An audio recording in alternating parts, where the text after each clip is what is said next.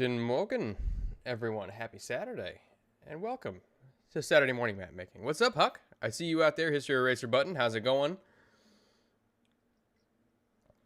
I wanted to start today off by showing you something I got in the mail yesterday.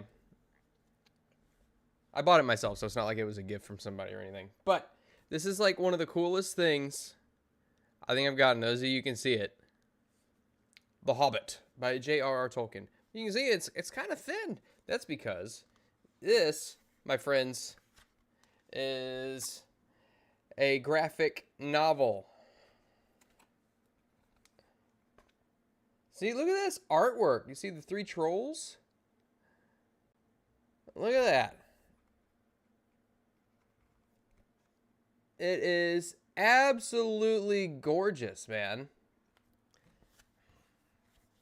Like, I was reading through it yesterday, and it's basically word for word the dialogue, and it is straight from the book. What's up, Corey?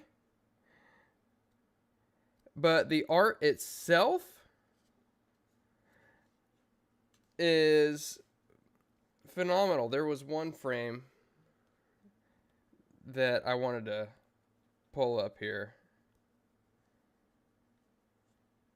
Yeah, here we go.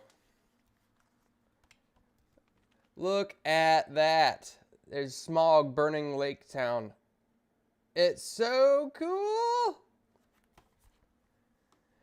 And for those of you who are comic book minded, it is illustrated by David Wenzel, which I don't think he's got any, a whole lot of things going on in the comic book world, but it is adapted by the one and only Chuck Dixon. So I'm very, very, very excited. I'm probably going to pour over this later on today if I don't have anything going on. Never heard of it. Is it good? It's all right. I would give it a shot. Good morning, 4D Viking. How are you? That is good parenting, Huck. Good parenting on the part of you. You're going to have to let me know how he likes it. Haven't been to Saturday map making in a bit between travel and other stuff. Been watching Nova Beast, though. I see you in the chat there, History. I see you in the chat. Thanks for tuning into that, by the way. That's been a real good time. Very a lot more roleplay heavy than I'm used to in some of these streams, which I'm all about. I'm about it, man. Yeah, and last week we didn't have anything going on because duty called, meaning your boy had to go to work, unfortunately. But as per usual, the adult world. Oh, wrong pipe. As per usual, the adult world comes first, and then we can play afterward. So,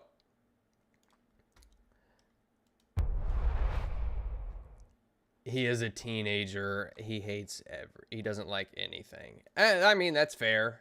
I liked The Hobbit when I was a teenager. I didn't read The Hobbit until I think it was 7th grade, which I think I would have been like 12 or 13, I think.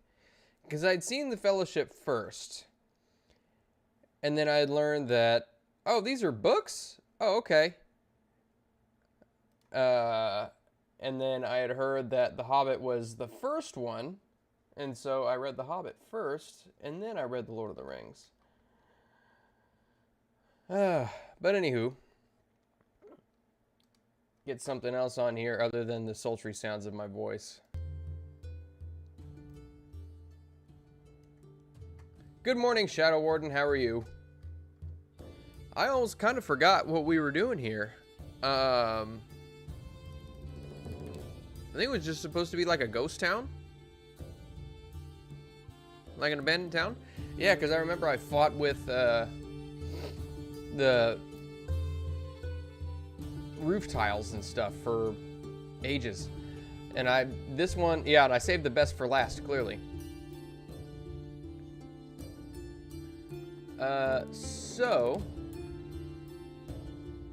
And I just realized that I'm gonna have to add some chimneys on here. Every time I read The Hobbit, I cry at the end. Every goddamn time. Yeah. Yeah. Is it when Lobelia Sackville Baggins is selling all of Bilbo's spoons?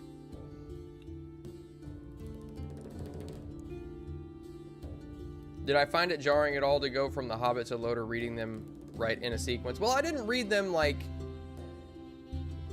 So I actually waited a little while before I read... You know what was jarring is actually what I did was I read The Hobbit, and then having already seen the Lord of the Rings movies, I was like, huh, my middle school library actually has these other books from J.R.R. Tolkien. This one's called The Silmarillion. I think I'll just read that one. And I did, and that was jarring. But reading that was like, yeah. that was an interesting read. She's like, oh my god.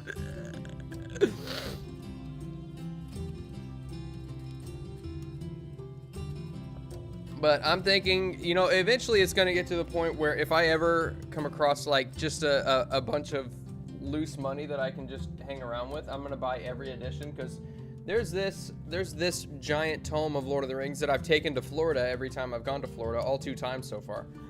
And I'll probably take it again.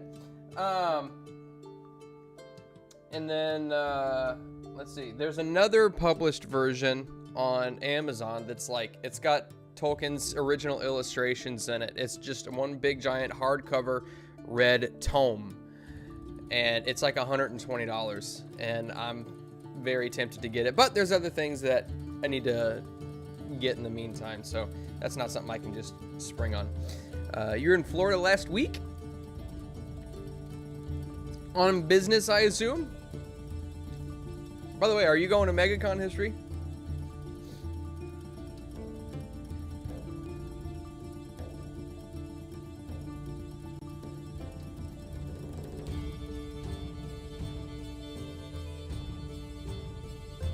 Nope, just for fun last week. Yes to MegaCon. Man, you are a Florida going fool.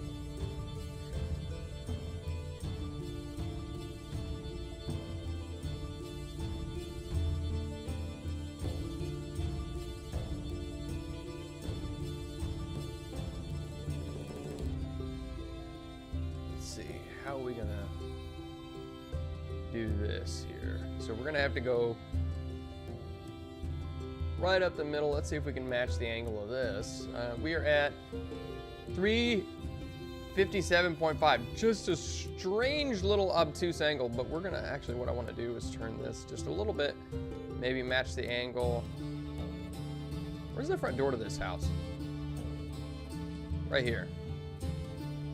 So let's turn this over this way. Not like it really matters that much. But here's what I'm gonna do. I'm gonna take a little bitty set of stairs.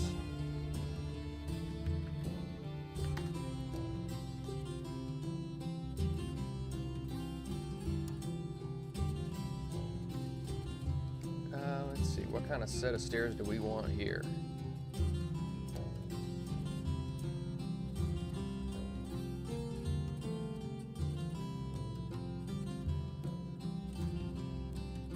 Maybe this is the community lodge, the Knights of Columbus, as it were.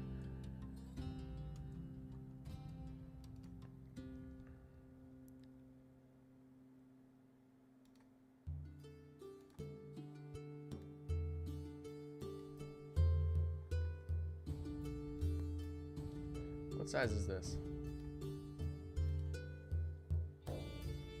Stamp size. Oh, we're gonna have to turn this down so we can match the scale size. Okay.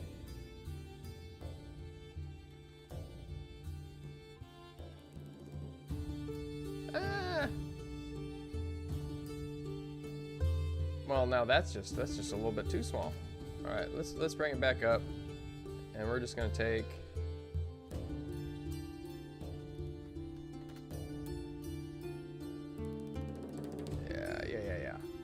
77.5. 77.5. Gotta match the angles here. And I don't think it really matters too much how well lined up they are, but I just want to make sure we have a nice set of stairs that leads into this one, just so we can communicate the idea. This building is an important one. And it's not going to line up perfectly. We'll probably come back in and play with that later. That's what she said. And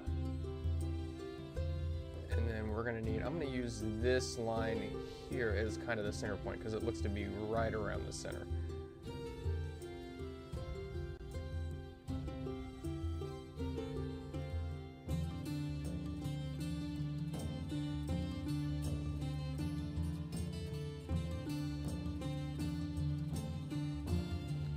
Morning, Freddie. Good morning, Vietnam. Oh. Nice reference there, my friend. Chris Anth would be happy about that one.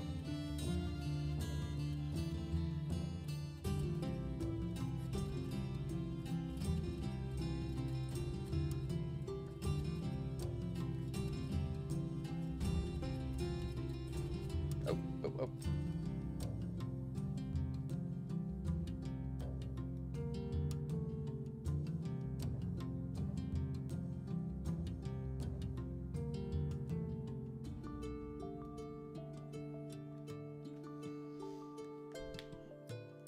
Oh, Cajun, you're going to MegaCon as well? Very nice. Yeah, I feel like they keep, because I think MegaCon 2 years ago was like late January into early February. This year was late February, and now they're moving it to late March. So I don't know what they're doing. Eventually it might be like in the middle of the summer. It kind of upsets me a little bit because they're doing it right at spring break. And so flights are just ungodly expensive right now. But it's okay. It's okay. It'll buff. It'll buff. How are my dogs? They never get enough attention, man. I'm telling you. At least not by the other standards.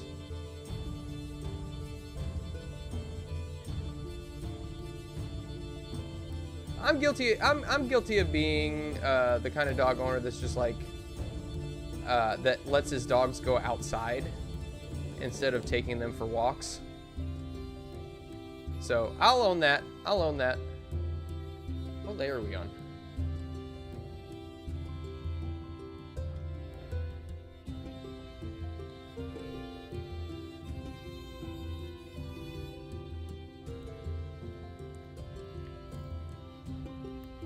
Let's see. So I need to come back in here and bring these guys up a layer. That way, when I come back through,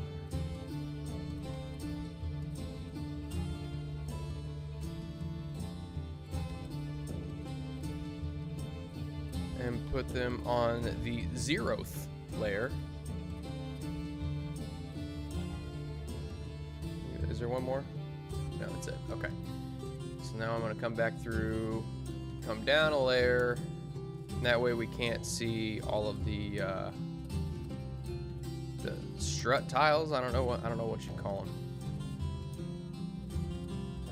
But I can just come back in and line these bad boys up real nice. And not have to worry about matching the seams, you know what I mean?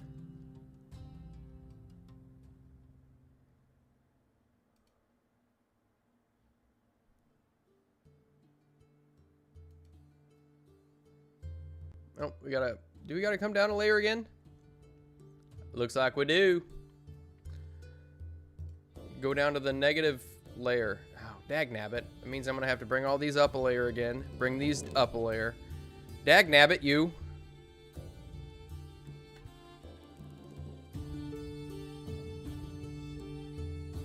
What have I done?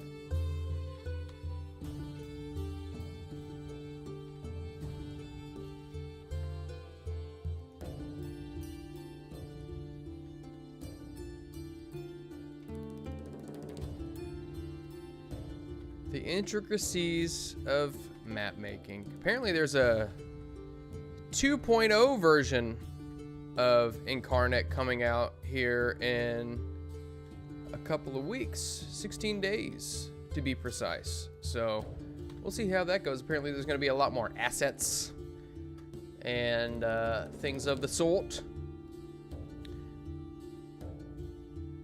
So I'm excited to see what all that will bring. But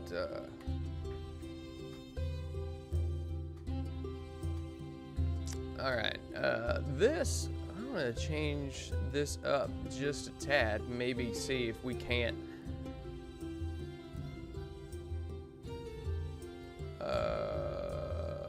kind of want to play around with it.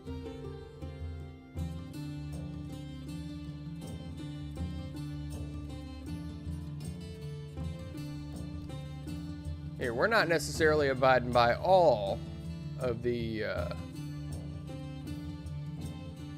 guidelines of this here house. We're just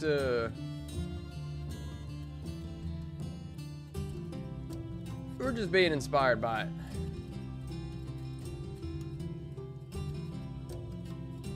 Then we're gonna flip it. Oh, nope. We're gonna flip it. Give it a little bit more flavor. You know?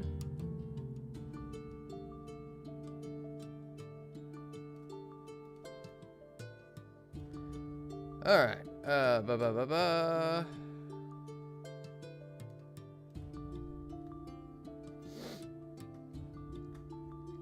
Let's see. I'm excited this year for MegaCon as I was last year. It was nice to meet all the Moon School people, but the past year has the internet community got really shaken up.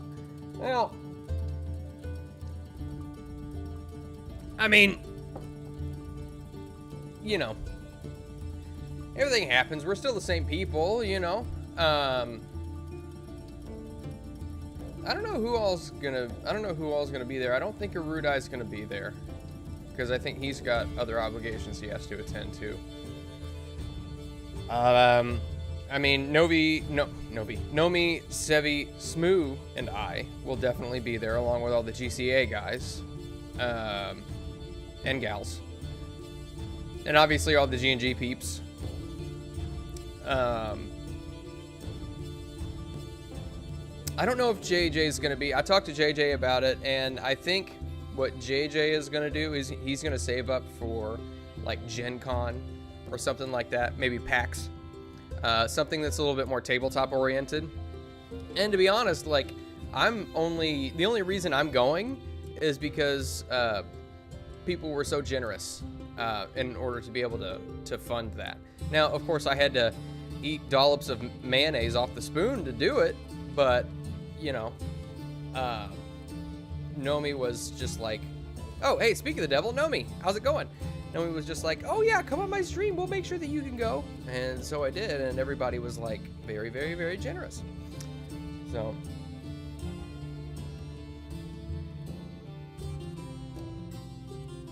Dallas Fan Expo got moved to September. Maybe it won't be so hot.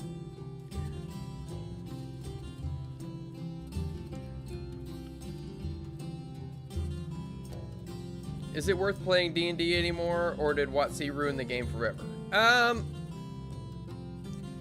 So I don't know a whole lot about the more recent iterations of 5th edition, or 5.5, I guess. I don't know a whole lot about it. I haven't looked into it.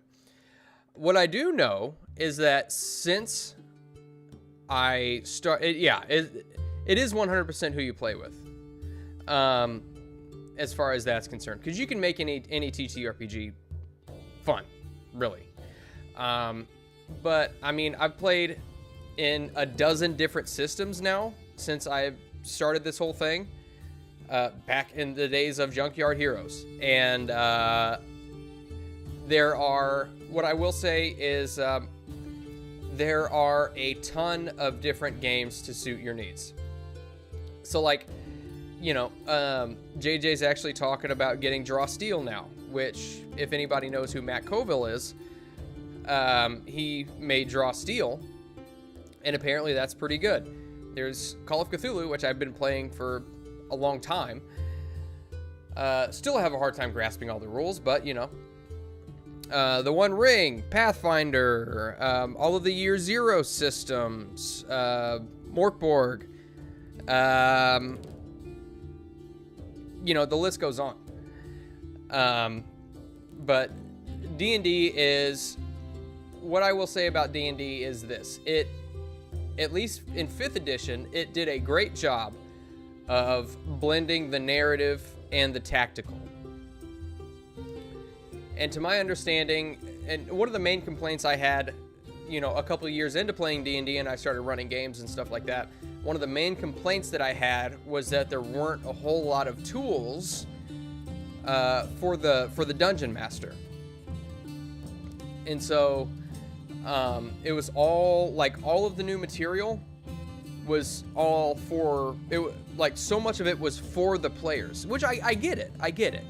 And there was new monsters and all that kind of stuff too, but it wasn't, it was like, I personally always felt that they should have had more tools to make the monsters more flexible. And that CRs didn't always translate very well. Like, if you were a generous dungeon master and allowed your allowed your players to have more magic items than maybe what is suggested in their level. You know, there wasn't suggestions like, you know, if this is normally a CR, if this is normally a CR4 group, but your group is, you know, composed of people who have these magic weapons or X number of magic weapons or so and so, have the hit points have the hit points and add one more or something like that, just to, like, just little tweaks in the monsters. And I guess you could have done that as a GM yourself, but it just never felt like there was a whole lot of GM support. And I think anybody else who's run it would probably also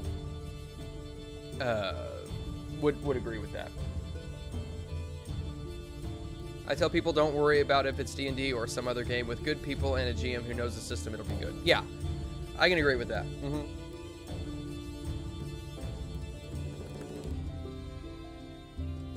Last campaign will always be the best D&D campaign you ever ran. I will never be able to match it. Yeah, you know, and kudos to you for that, because you wrote that whole thing. Like, that was all just off the top of the dome. Like, I'm very happy with Fear of Ages Past and how that turned out. And 90% of that was pre-written. And this Electric State campaign that I've got going, I'm very nervous about it because I'm writing it. And so, I don't know, we might play a couple sessions into it and end up being like, yeah, this isn't exactly how I envision it in my head. The players aren't really biting, they're not really buying into it. They're not, you know, like, good ideas can sound good in your head, but once you put the pen to the paper, and especially when other people start to interact with it, it can be a little bit different.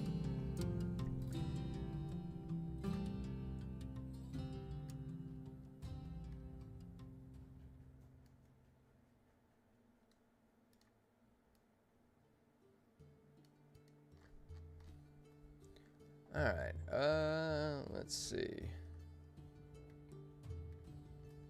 Thank you guys for being here, by the way. You guys are awesome. For joining me on this Saturday morn.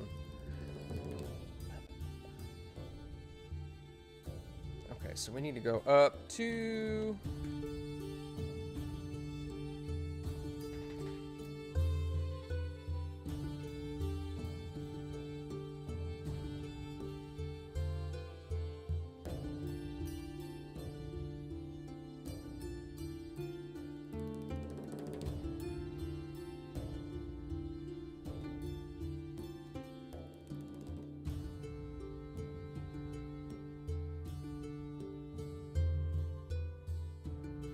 You know what I might do is actually take these stairs and move them to the center of this, because that looks a little off.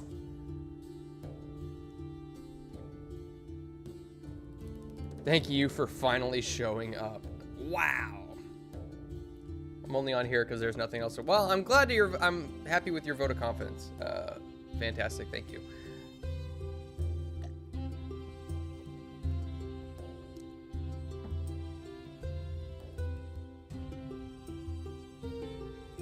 I know I need to, I don't really do enough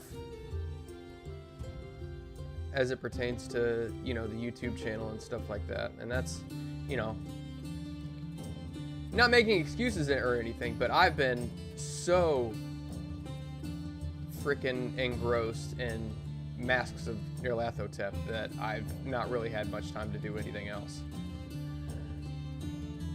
It's, that one is, Masks is a freaking doozy, man. It is a doozy of a campaign. You're here because you're driving to the other side of town. Okay. Well, at least you're here. You really missed last week. Well, I appreciate your patience, Freddie. Good things come to those who wait, and hopefully this is a good thing.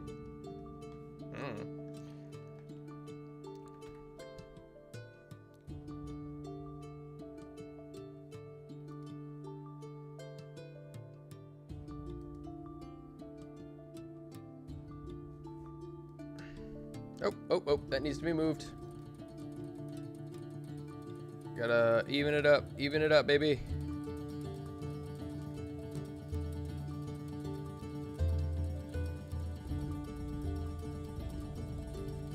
I'm greatly looking forward to Frost being a bit of a klepto. Man, I'm telling you, the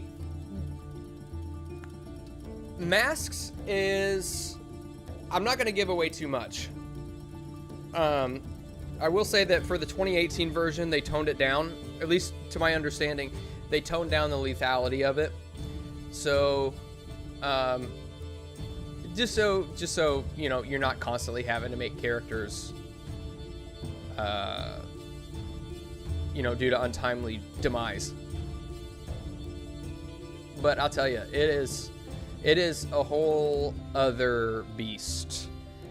You know, past the first couple of chapters, it's like, you know, moving. There's things in there that could, you know, do untold amounts of damage. Things which, you know, and that's one of the reasons why, like, I set a certain number of caps on player skills, and we didn't do any, like, point drops for the character creation stream and things like that. We didn't want to monetize that because there's a couple of lines of thinking for that, because I didn't feel like during campaign 1, I didn't feel like the Eureka points were quite as enticing as they should have been. They definitely helped quite a bit, but if it's something like, maybe it's a psychological thing where if you're just like, you know, I have the option to give players advantage, or they can have just a slight bonus on their roll. I mean, the advantage is gonna, even if it doesn't end up making a difference, the advantage is definitely more enticing. So I wanted to definitely do that. But having a bonus die on die rolls is definitely, I'm not sure how the mathematics work out on it, but it's definitely a lot more powerful than having a minus 10% to any roll. And so I wanted to do that, and I wanted to implement a couple of other things. But I also, while doing that, while making the chat benefits a lot more substantial, I also wanted to make sure that the players actually felt as though they were in dire situations. And so, like, You know, like for instance, the one that sticks out in my mind is when Sevi's character Camellia basically one shot the Loigor, and was that Sophia? No, it was Trieste. It was Trieste that she did that. Like they went into that cave and there was this giant, you know, mythos wind spirit, and she's just like, Tommy gun, brrr, and just completely blew it out of the park. And I'm like, what? Like, you know, that it didn't really feel like anybody, it didn't feel like anybody took a whole lot seriously. You know what I mean? And so I wanted to make sure that that was something that even just a small gaggle of cultists, I wanted to make sure that that was something that felt like it had the potential to be a threat.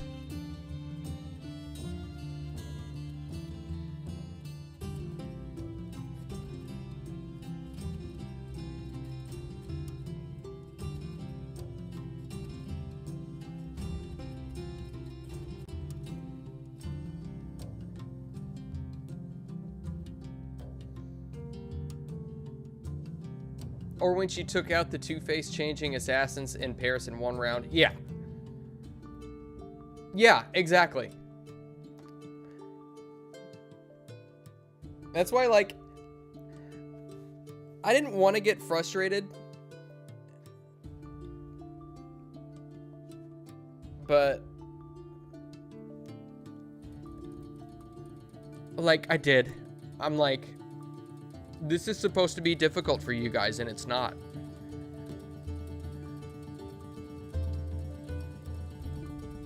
Oh, here, let's do the same thing we did last time. Oh.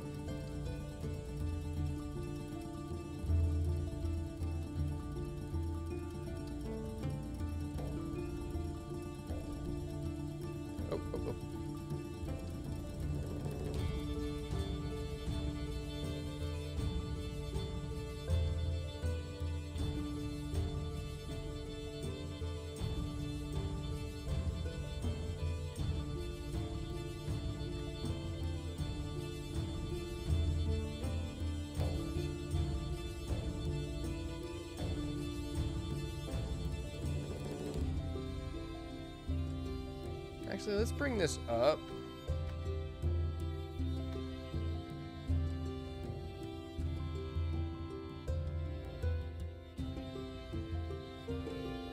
And we're gonna have duplicate.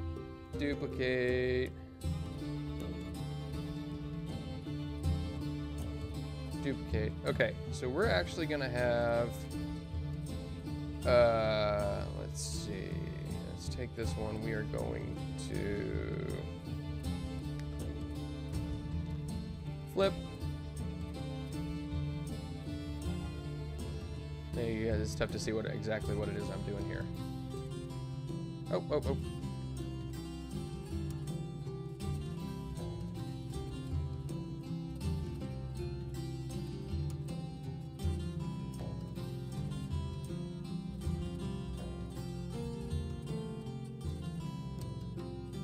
Oh my god. What? What is happening? Why did that?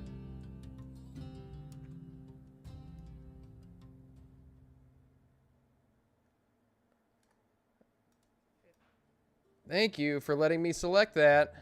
Good lord.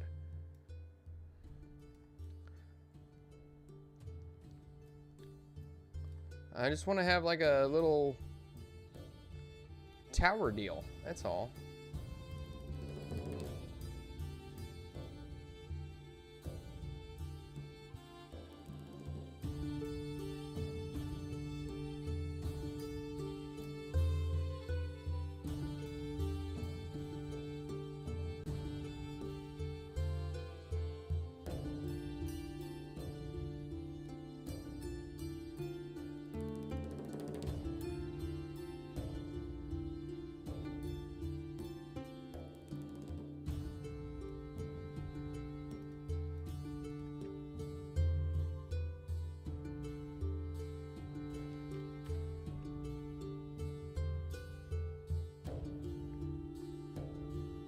Let's see. Hello, Chrysanth.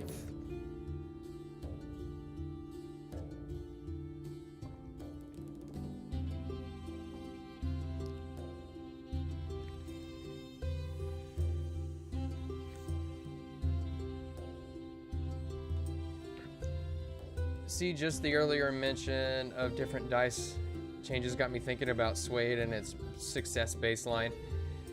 Yeah.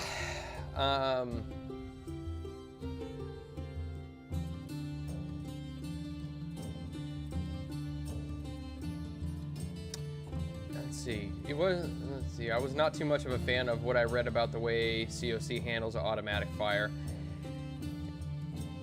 Yeah, you know.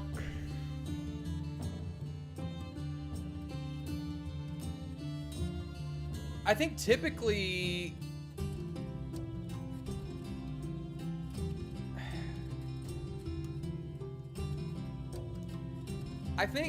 the way that Call of Cthulhu is built, I think it assumes that people aren't gonna put 90 points into a skill so they can be good with it. They assume that players are gonna be, you know, kind of well-rounded with, you know, 40s, 50s, and 60s and a handful of skills.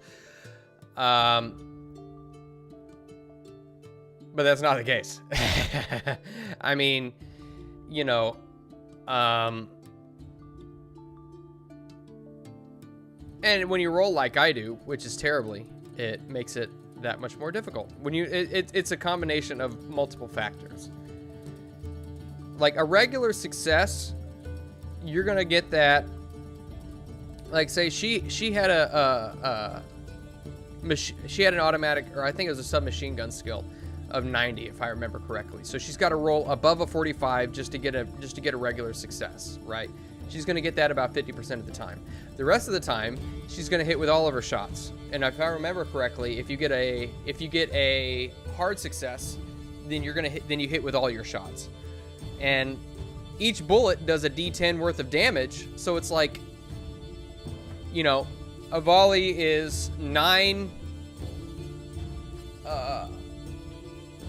A volley is 9 shots because it's considered 10% of your.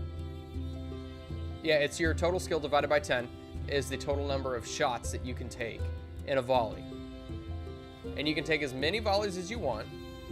And so it's just like, I get it.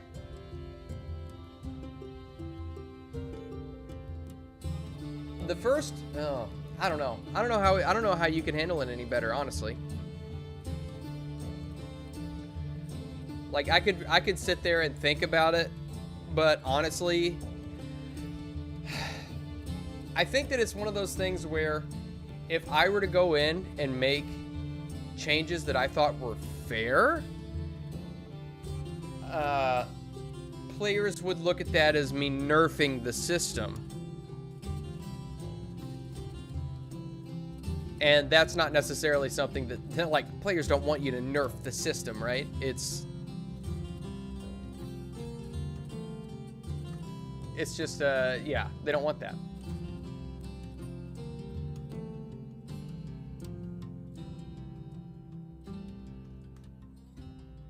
Then I'm looking at that tower. I don't know if I like it. Maybe it's just because I need to play with shadows a little bit. Yeah, I think that's what it is. I just need to play with the shadows a little bit.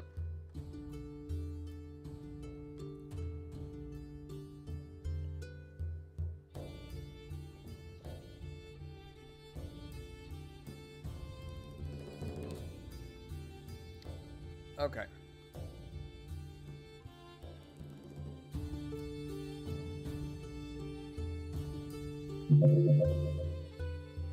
So we've got, I think we're gonna have 2 roads,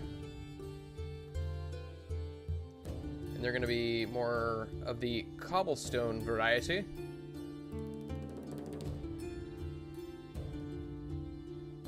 Ooh. We've got new, what is this? I see a lot of the words new.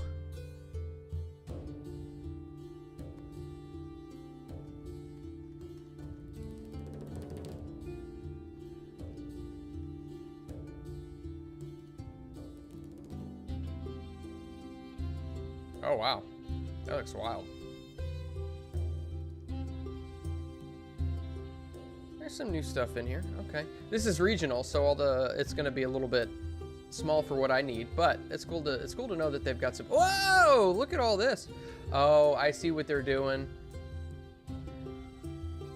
So all of this, it's like, I don't know why. Maybe it's bugged or something?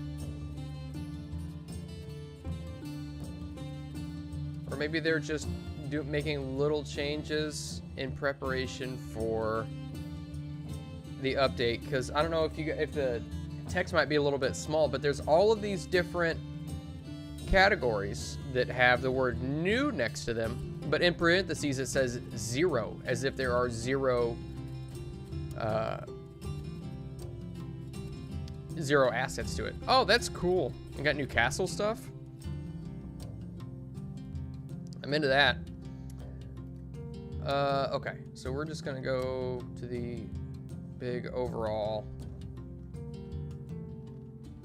thing and see if we can't find some cobblestone.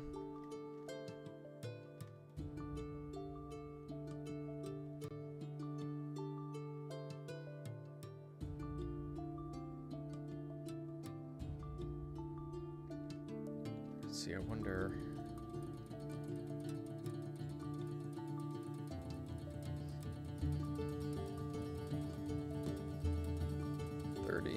$45, 60, 75, 90. Yeah, 90 assets.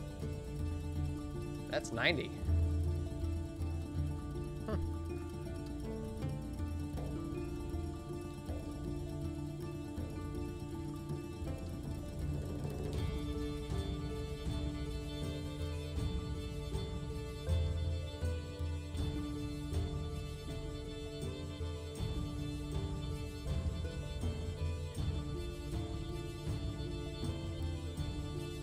Let's see what this looks like.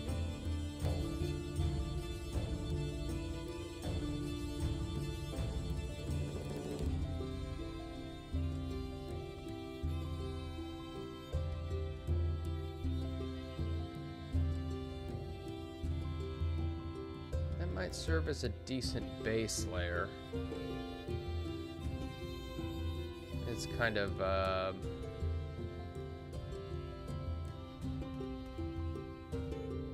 yeah, because I'm going to put a couple of different layers on top of it. I don't know why, because for some reason, whenever I know you guys can't see this on stream, but like the sharpness, whenever I mouse over the actual map versus the menu, the sharpness changes and it highlights certain features, and I don't know why. It doesn't make any sense to me. And I haven't been able to figure it out. And so it kind of, I have to kind of bring the mouse off of the map to see what it actually is going to look like.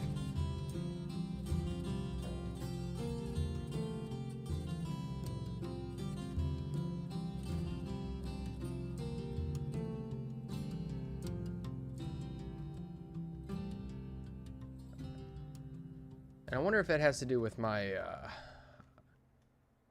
monitor. Yeah, it was a mess, the whole volley thing. I did some mental math, and there was a sweet spot for her skill on the number of bullets or volleys or something that was just insanely damaging. Yeah. Yeah, I think, so this one is going to be, this one's going to be a little bit different. I'm very excited about it, but it's one of those things like, from pretty much the very beginning of the campaign of Horror on the Orient Express, you know where you're going. You know what's going on. You got to ride this train. You got to see, you know, if you can find all of the pieces to this thing. It's very straightforward and kind of railroady, which doesn't necessarily denigrate from the fun, because you can still go about things in the ways that you want. Like, for example, Faccia, I think was his name, in Venice. It was nowhere in the book is it written that, you know, the players can hold him at gunpoint and be like, give her throat back, and perform a ritual to give her throat back. So you can still do things the way you want. But that one, it's like a complete tonal shift, because this one is like, there are so many moving pieces to the campaign that you got to keep track of. And it's very interesting because the players will get the sense that there's something going on, and throughout the whole thing, they might be putting all of these pieces together, and then somewhere probably towards the middle, at least from what I've read about people who've run the game, who've played the game, all of a sudden it clicks as to what's going on. And this could be like, this is a year-long, this is, could be multiple years that we're playing this campaign, because the chapters themselves are massive. Like, they are freaking huge. There are fewer locales maybe, I should say, but there's just so much within them. It's like, it's truly as close as I think you can get to a cohesive campaign while also still being a sandbox. And so it could be 6 months before the players actually figure out, what is actually going on. And yeah, I'm excited. Later, Paul. Between Jimmy's Woola and India's Maria's slaps and Clay being sometimes terrifying, good stuff. Yeah, well, that's the thing. It's like the characters make the game, right? Do I follow college football? No, honestly. Like, I don't have the mental bandwidth to follow really a whole lot as far as it pertains to sports. The most I followed was UFC, and even that I can't follow anymore. All right, later history.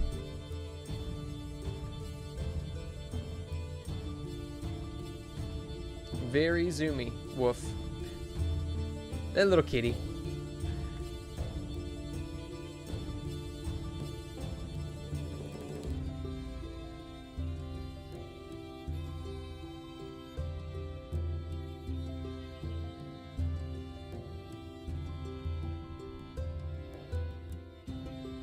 Alright, so we need to go back to the cobblestone. Yeah, I think gray is probably about as good as we're gonna get.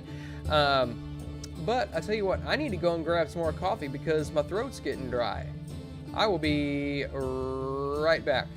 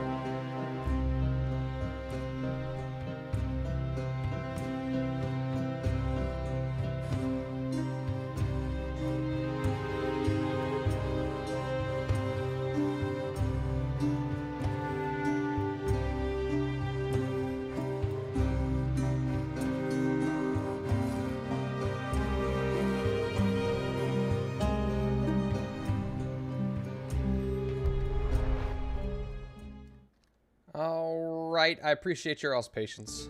You boys just had to get some more coffee. I'm listening to something different than what you guys are listening to, because what I'm listening to would get us copyright stricken. So, here, let's change it up a little bit. There we go. This is out of all of the music that I used for Fear of Ages Past, this might be my favorite track. I love it so much. It's so nice and soothing.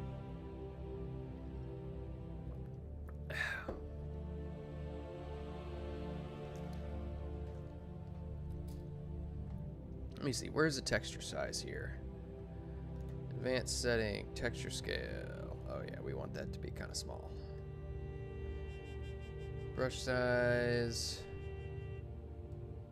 We're gonna be.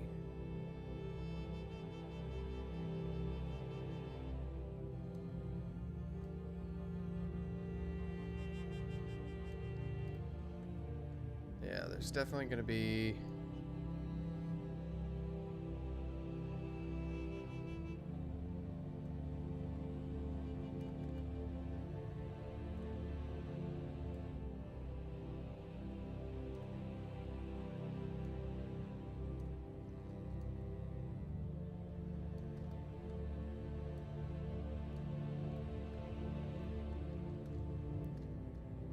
Went down to the crossroads.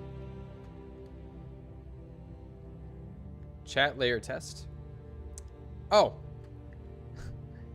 Thank you, Freddy. It resets every time I switch scenes. Clearly.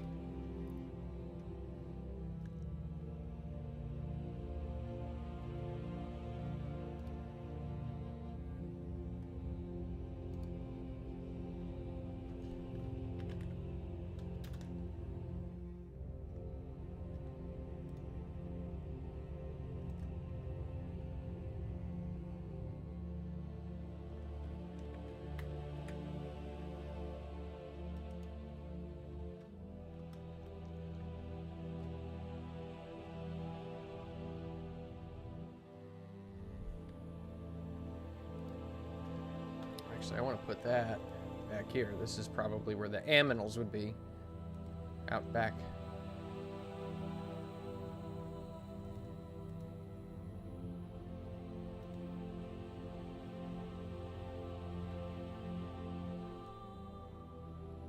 Good old Frost Maiden.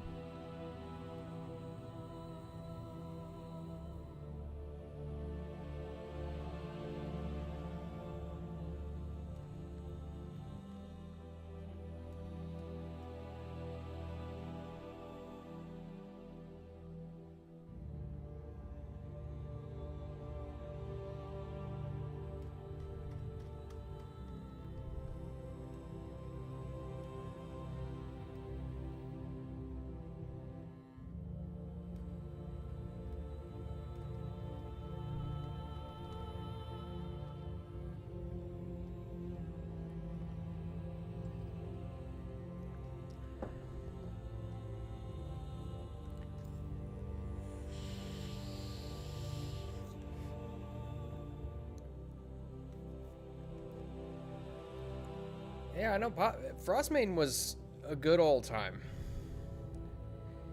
That's a Rhyme of the Frost Maiden is such a classic campaign. I know when actually I don't know if Huck's still in the chat, but he ran that for us, and that was a good time. A really good time.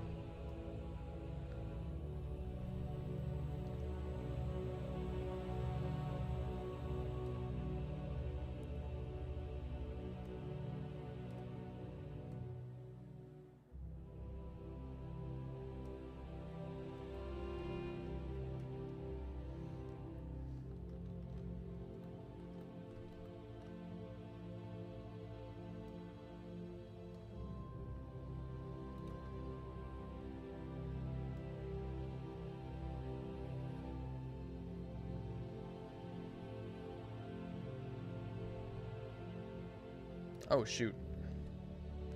I was actually going to move these. Member?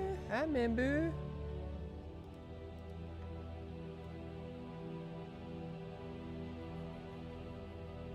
Actually, you know what? I bet what I could do, instead of doing that, I'm gonna take this and let's see if we can't transform it with, yes, baby. That's what we're gonna do.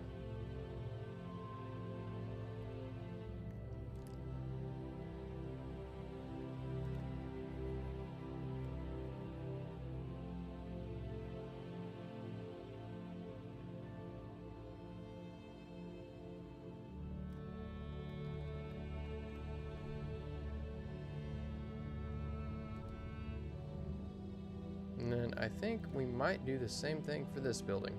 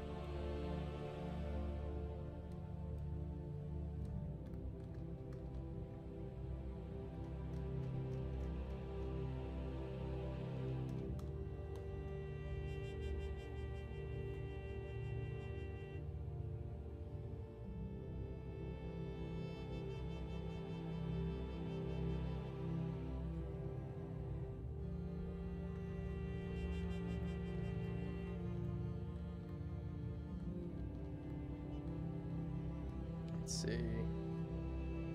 Remember when I forced your character to kill himself? Yeah. I think a Dex Paladin could work. But I roll so badly. And that's at the table and online. I can't get away from the GM's curse. GMs, I think, just roll badly.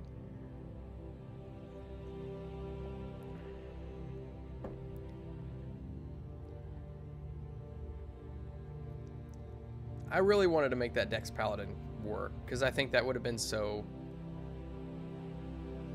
cool.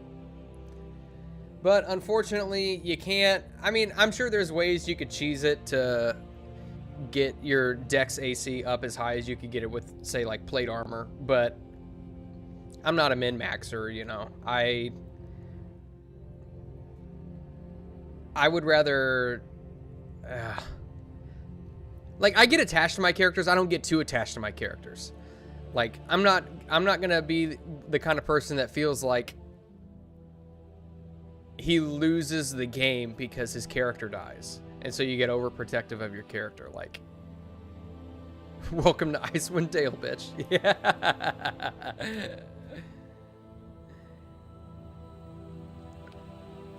Like,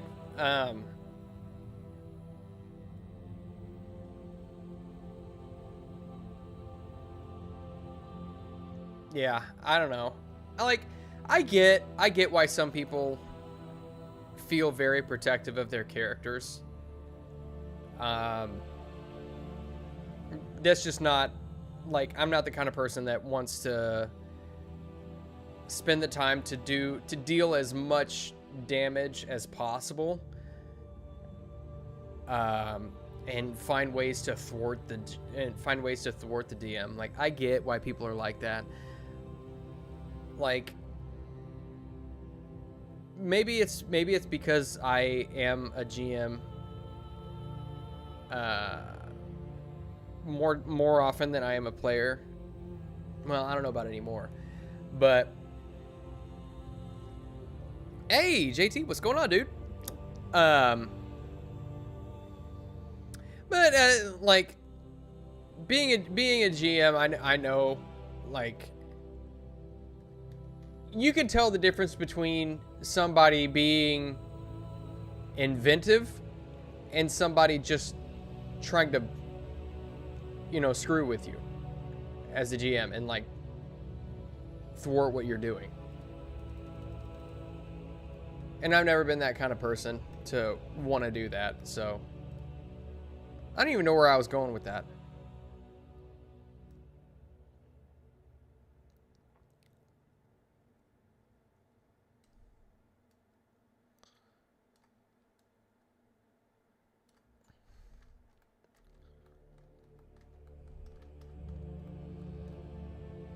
Okay. So I think what we need to do, I might come over the top of this with a little bit taller grass. Sleep is for the weak. Yeah, characters are born dying. I like that. I like that attitude.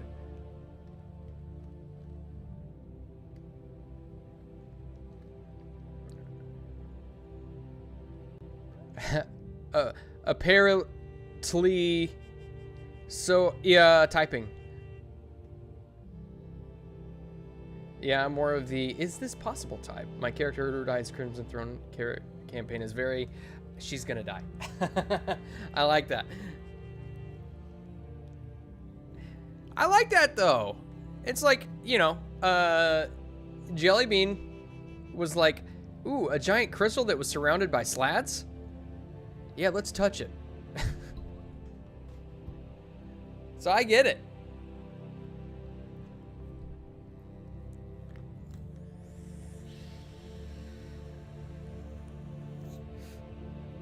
Exactly, JT. You can't die if you've never really lived.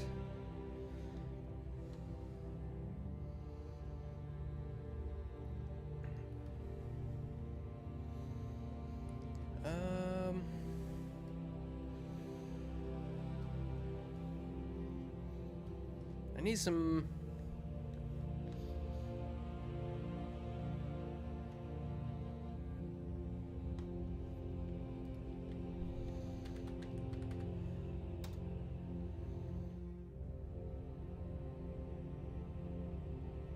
Well, here's a goblin alchemist. Took no fighting skill, so her parry is 2. And she actually doesn't like how dangerous her bombs are. It's been fun. See, I like your spirit. I really do. Let's see. Let's put some tall grass. Let me see. What can we do with the color? I think, oh yeah, there we go. Turning it just a little bit toward the brown side.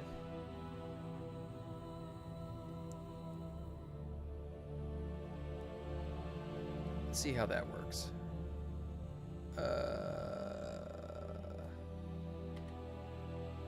Brightness. Let's see, texture scale.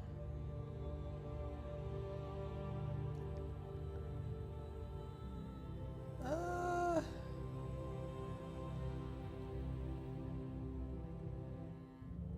don't know if I like that as much.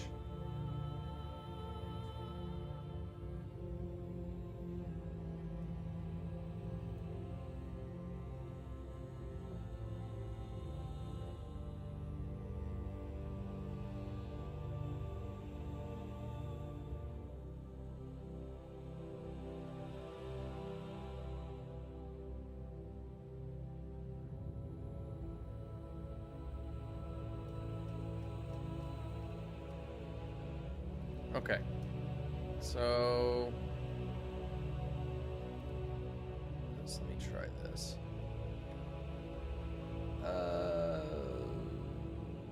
Brush size.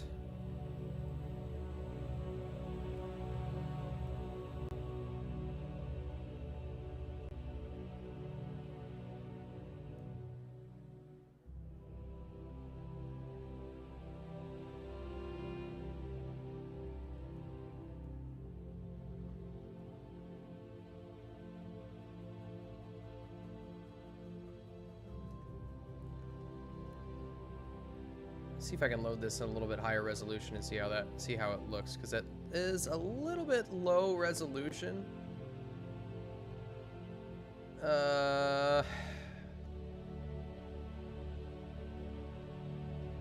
Here, we're gonna save it.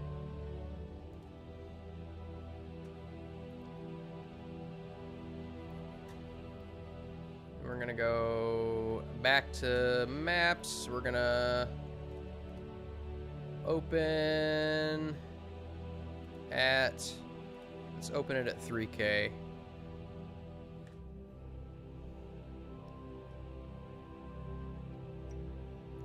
Three dead characters in online RPG so far. One came back per DM, not me. Two of them died heroically. All one can ask for.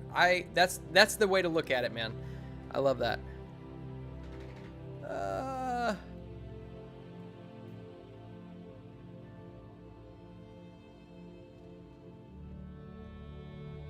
See, I want snow, but I'm not sure.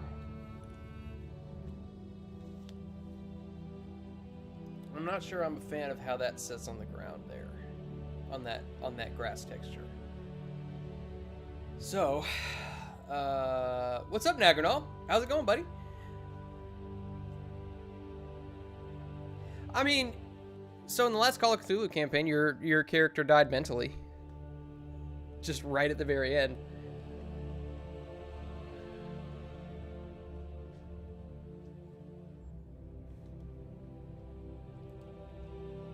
Well, the thing that gets me is like, if somebody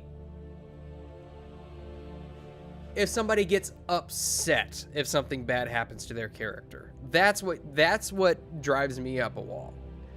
Because I'm like, what are we playing for? Like, you don't want your character to get hurt? Like, do you not want to face any challenges whatsoever? If that's the case, what does succeeding these challenges mean if it's not challenging?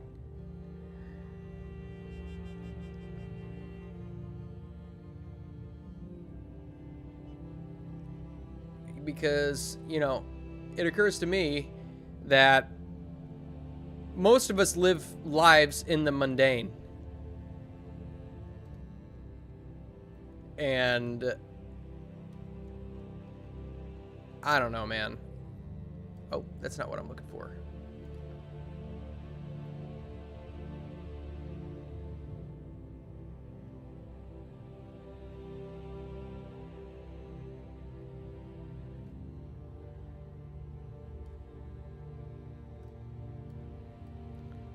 And when I play, now granted it's not a job now, but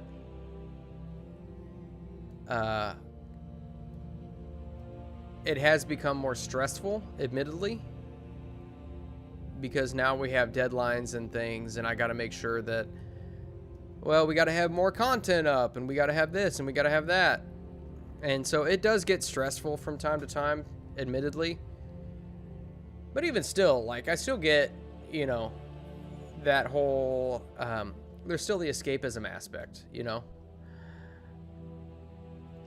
You get mad when I try to kill your... I know you do, Nomi.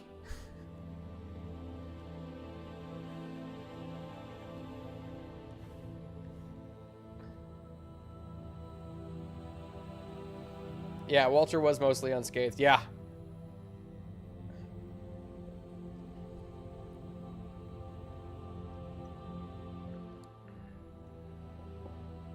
A vast library of backup characters you may never get to play. Yeah, well, I mean, isn't that every player though? That's the crazy part about it, man. We have such these good ideas that we'll never get around to using.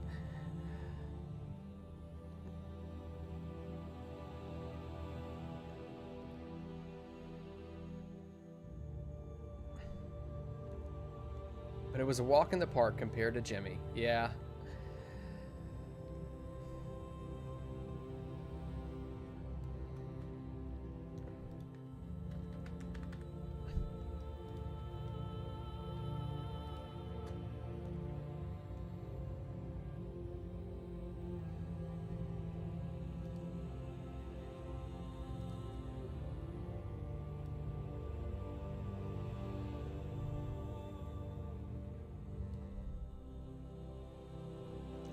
I think we might need to change this and go back over everything, honestly, because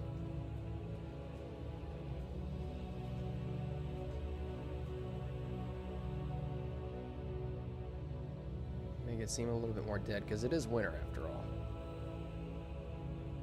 Let's bring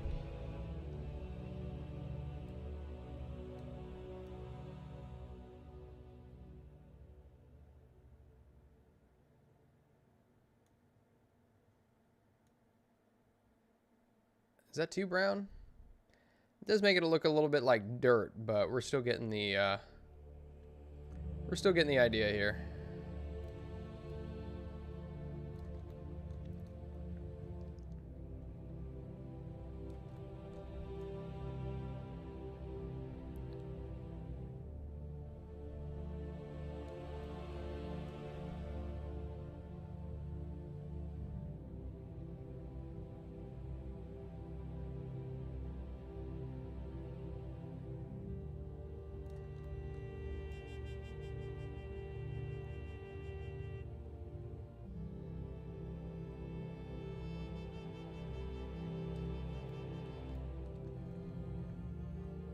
Oh, later, Corey. Have a good one, man.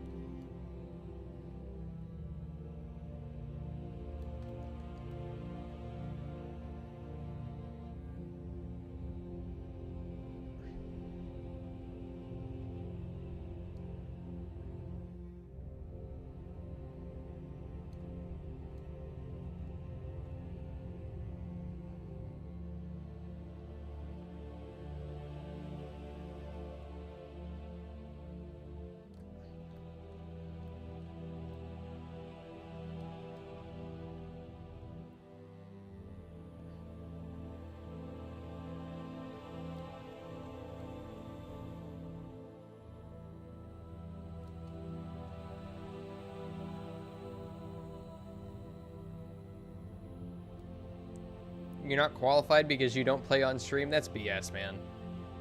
You know better than that.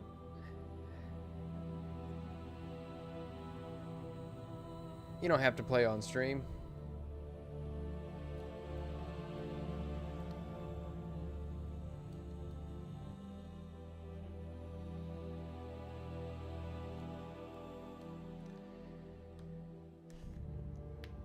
Yeah, not that creative enough, so making characters is such a struggle for me. I need to do what Chris does and just create a Rolodex of character ideas. Yeah, you know, a lot of times what I would do, unless I actually sink a bunch of time into, you know, just kind of like coming up with the backstory and stuff like that. Like, for example, on the Nova Beast campaign on Avenue Studios, I had to get kind of like a frame of what was the expectation, or maybe not the expectation, that's not the right word.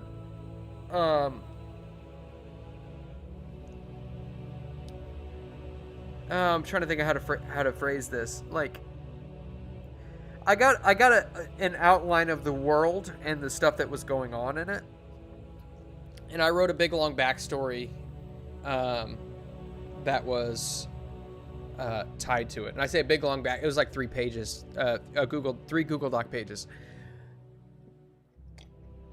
So it wasn't terribly long. But most of the time, like, characters that I would come up with would be like, you know, like Jellybean, he just had a quirk. You know, he just had a stutter. And then his character aspects just kind of evolved from that.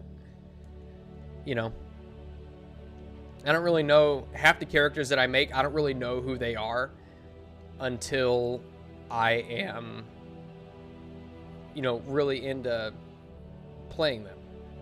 You know, Oliver has a lisp and he talks to Uncle. And that's about it. that's about it. That's the only thing that is really unique about him, and that, you know, and I guess maybe the fact that in that campaign our characters don't really have their memory is kind of a, not a cop out or a crutch or anything like that, but you don't really need to make a backstory if that's the case. Jelly beans just existed because I was mad at the Fed. I mean, look, I think that Jan went out in a very heroic fashion. He was running into the midst of combat to try to protect his friends, and he got killed for his troubles. So, you know, Erudai can make fun of that as much as he wants, saying that I put myself in these things, into harm's way. Yeah, you know what, I do, but it wasn't out of stupidity. Maybe it was stupidity, but Daybreak's personality came out after everyone else in the party mostly decided to make evil characters, so I figured it would be funny to have one innocent who's more scared of the party. Brave, stupid but brave. Yeah. Every time Chrysanth, every time Daybreak is just like, oh, it's just so funny to me. I don't know why. Good morning, Sassy Witch. How are you?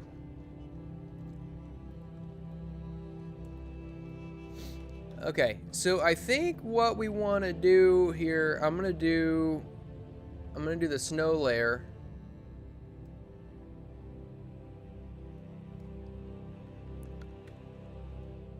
And then after we do the snow layer, we're gonna do more grass.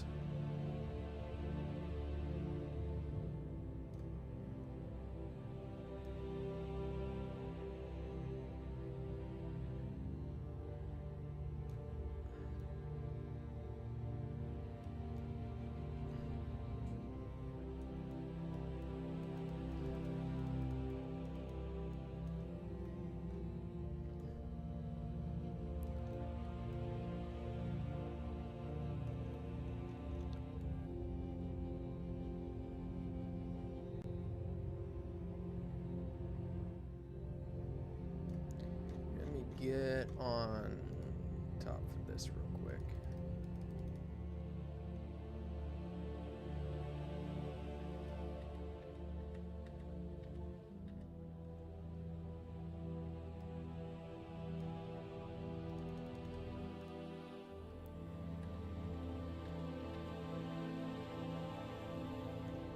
Let's bring that texture scale down a little bit. Trying to be a morning person, not a night owl. That's a struggle. Trust me, I know.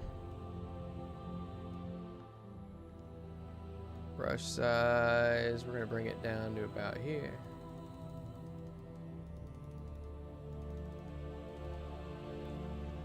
There we go. That way we can get some snow on that hay bale there. Come back to the background, bring that texture scale back up.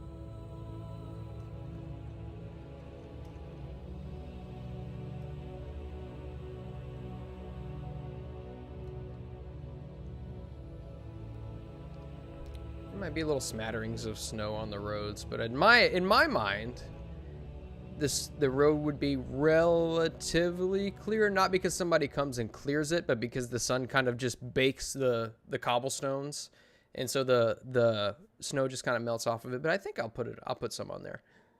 What should you eat for breakfast? Knowing you, I think what you should get is go to. I guess my question is, are you going somewhere for breakfast?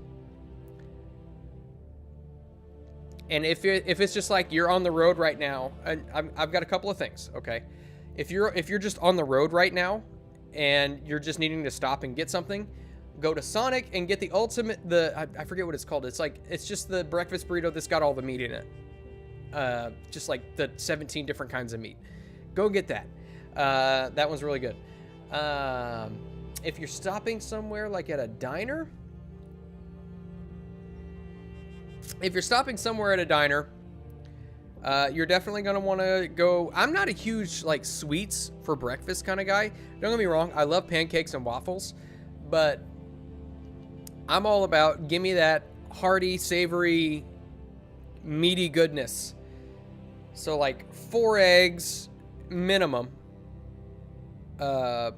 Usually if they have it, I'll go for a nice big slab of ham. And then cubed potatoes. And cubed potatoes. But that breakfast burrito from Sonic is actually, it's actually very good.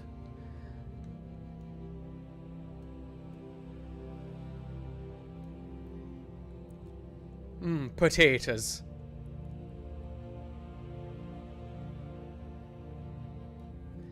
I will say, so I made a, you're about to have waffles, just letting the batter rest. I can respect that. I can respect that. Speaking of which, you know Chick-fil-A is coming out with a chicken and waffles thing? They're testing it in a couple of locations, so it's not in my area yet. I haven't tried it, but I think they're testing it in like San Antonio and Denver or something like that. I can't remember exactly where it was. But they're testing a chicken and waffles thing, and I'm all about it. But I made a chuck roast yesterday out of, it was a bull that my parents actually had slaughtered.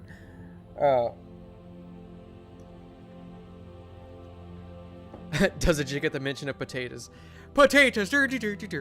I made this chuck roast, you know, pretty standard, seasoned it on the outside, seared it in a cast iron skillet with butter, and then just threw it into the crock pot with onions, baby carrots, and the little potatoes just halved. And I will tell you what, the satisfaction that you get when you have something just roasting for 8 hours and you grab this big giant bone and everything just falls off of it. Oh, well, man. And it was a good old roast too. I still got like, I might have eaten half of it yesterday. It was a 3-pound roast, and I might have eaten half of it yesterday. It was so good.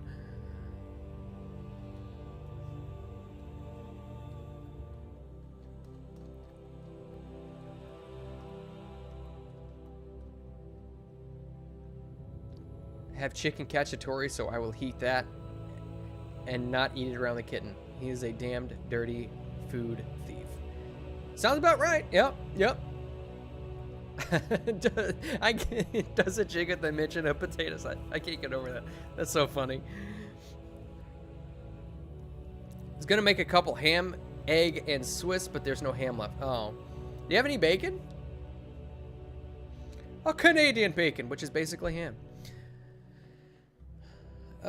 Let's see. I need the tall grass. I'm gonna bring that tall grass scale down to about here, I think. And then we're gonna adjust the color to make it a little bit more red.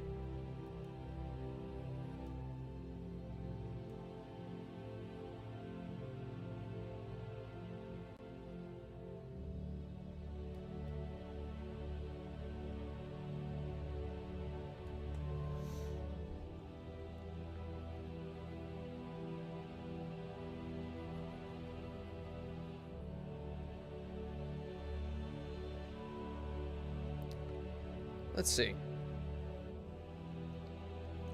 There we go.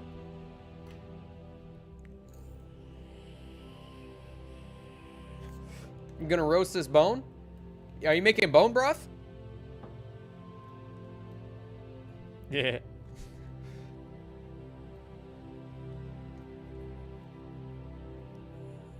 So Fallout 3 holds up. That actually, it's not surprising to me, but it kind of is at the same time.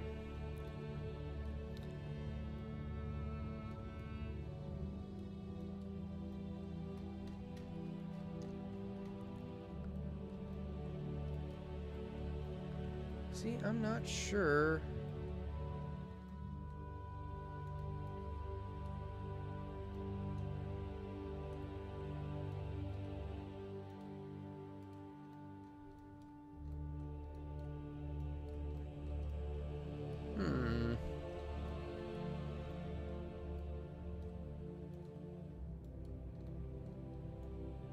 Do I want this grass all over?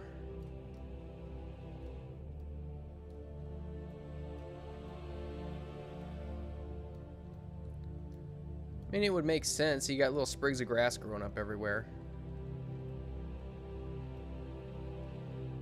If this is an abandoned town.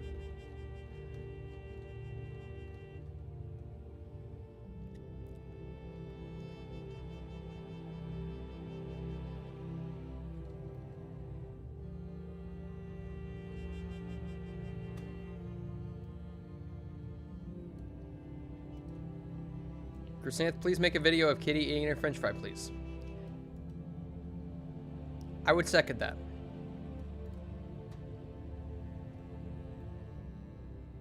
Oh gosh, what was that stuff? So I was on the GCA on Wednesday, and Mo started talking about this Polish, it's like a Polish dumpling, and I can't remember what it was called. It was like Polori or something. I can't remember what it was, but it sounded amazing. Like, we had basically an entire... It might have been after the stream, because we hung out and talked for a while. Pierogi! Yes! Thank you, pierogi. Thank you, Nagranal. Yeah, you were there. Pierogi. That sounded so good, man. Oh, man. Your boy's going to go microwave him some pot roast after this, though. I'll tell you that much.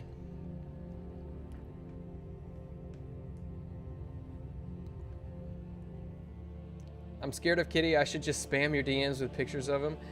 Like, it was just, okay. It was more me being surprised that that was an actual breed of cat. I had never seen a breed like that before.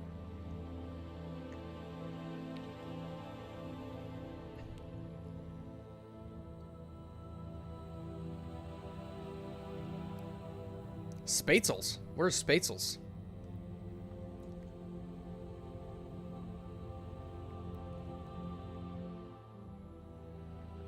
Is that like a form of pretzel? I was talking to my mom yesterday about her poodle slash Maltese decided she held that pretzel too long and jumped into her lap and stole it. I don't know. How are you guys feeling about this grass that I threw down? I don't know if you can like get a good look at it.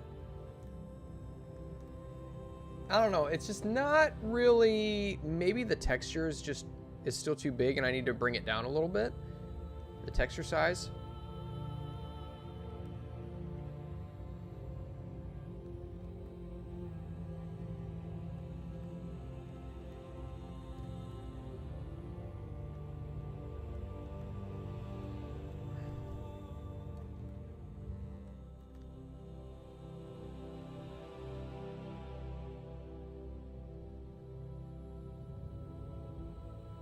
Is it too much?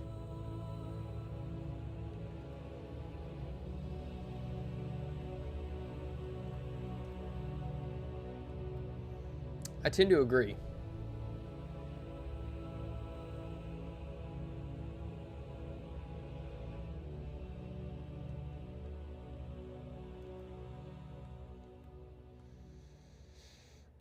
Need some more fully snow parts to even out the sparse, snowy grass.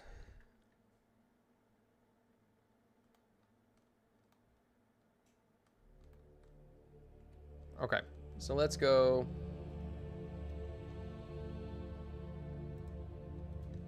Okay.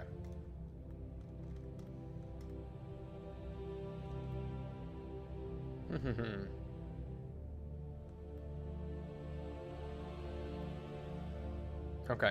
I know it hasn't been that long. Well, actually, it has been about an hour since I went and got some. So I need to go get some more coffee. I've got 1 cup left in the pot just waiting for me. I will be right back, and this will be a chair stream.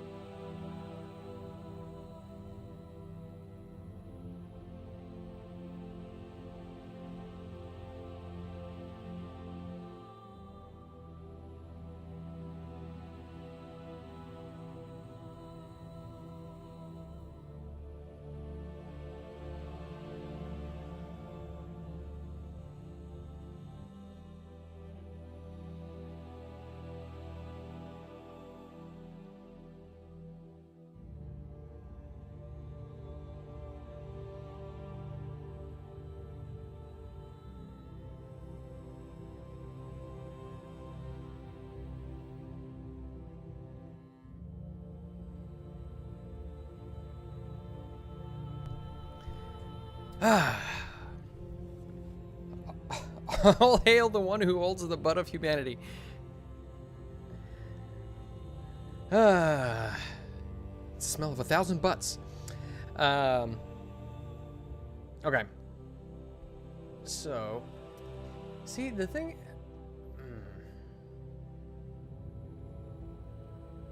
I don't know, man. I'm not quite as jazzed about this one as I have been for other ones.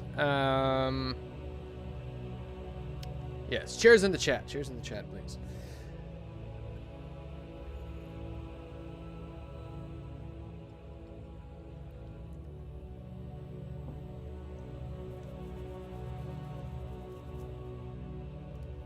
Let me see. Snow.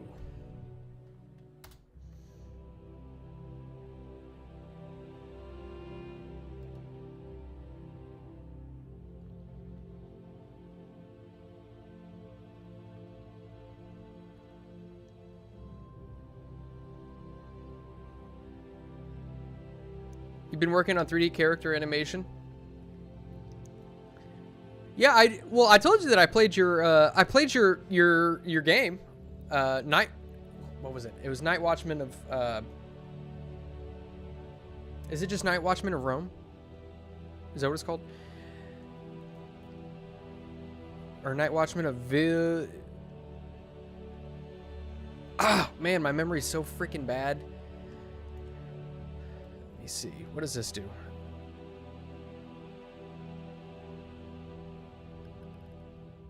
So you think maybe...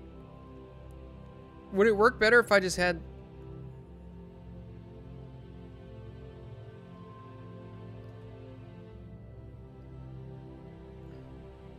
That's what it is. Vigili, Night Watchman of Rome. Yes, there it is. Oh, you know what would make sense? Okay, so let's say, for instance, the sun goes... Is this capturing my cursor? Yeah. Let's say, for instance, the sun goes, like, kind of in this general trajectory. Right? So, that would mean... Okay, that's what we're going to do. So... That is what we're going to do. We're going to take this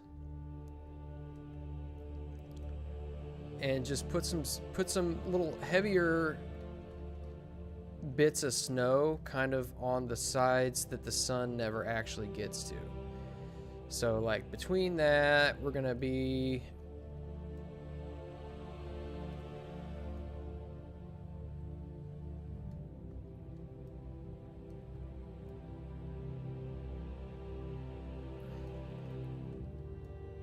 like over here a little bit, and I think this might make it a little bit more believable.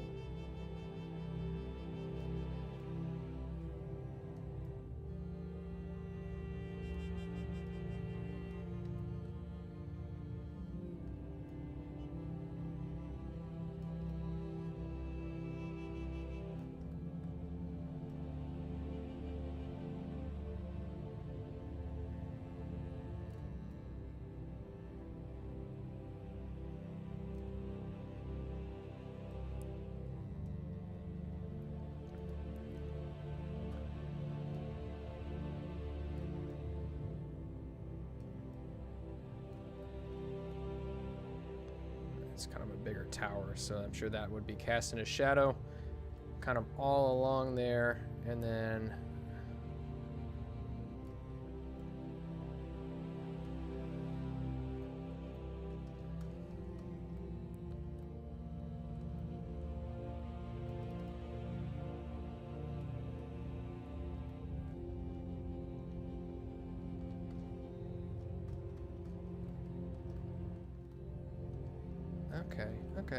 okay.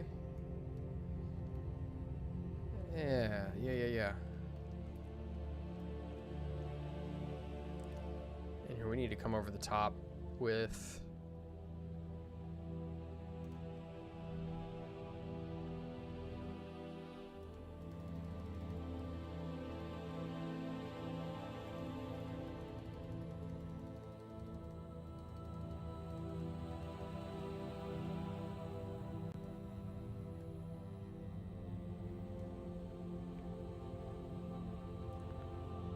All right, later, Chrysanth.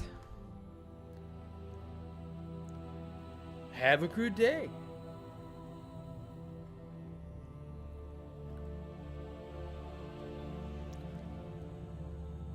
Nope.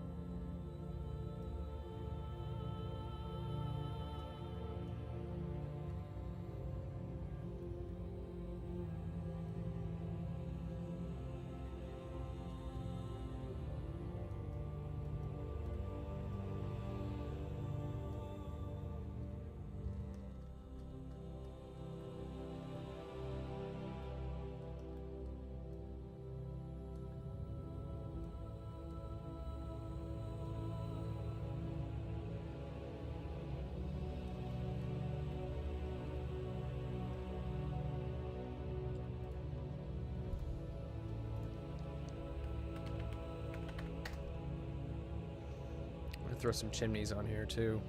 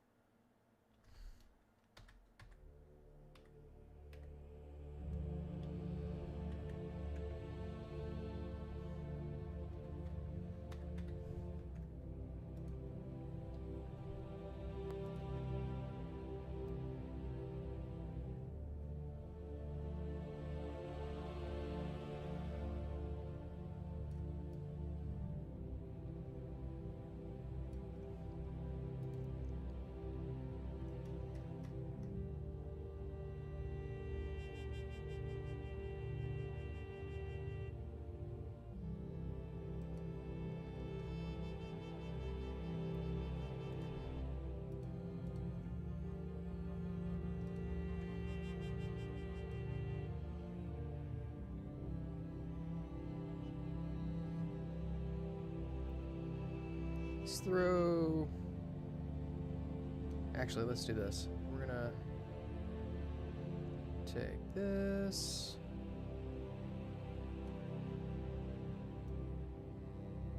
All right, there's that. We got chimneys at the top.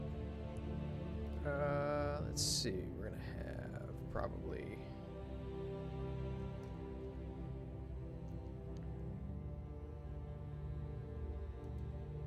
put another chimney there.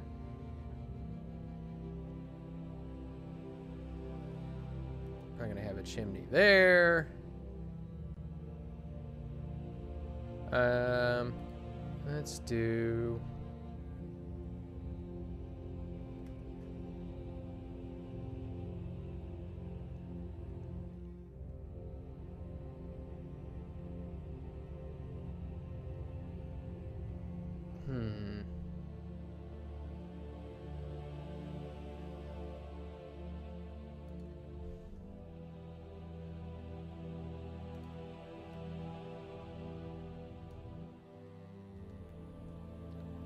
Chimney there, and let's do another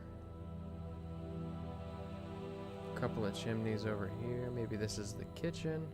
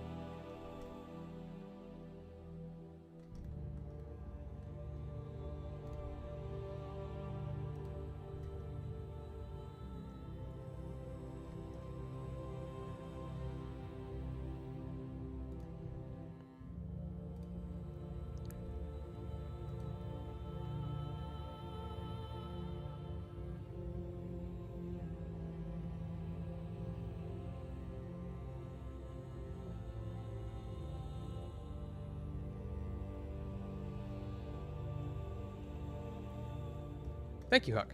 Appreciate it. Nice snow, bro. Thanks, dude. Oh, man, I'm sweating. I don't know why. It's not even hot in here. I think it's my deodorant. I switched up deodorants, and I need to switch back.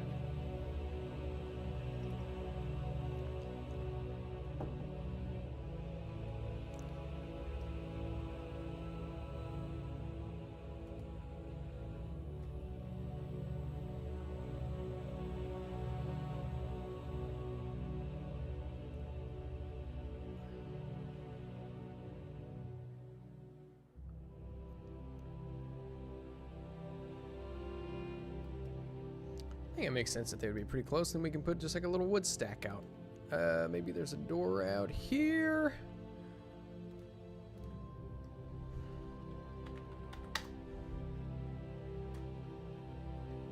Ooh, that wood pop. That's a good idea, dude.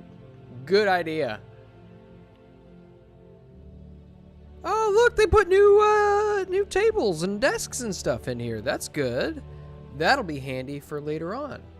A cheesemonger market stall. Cheesemonger. That's such a funny. Okay, this is good. There's a lot of cool stuff here. Okay. I like that. Oh, you know what? Actually, I am curious.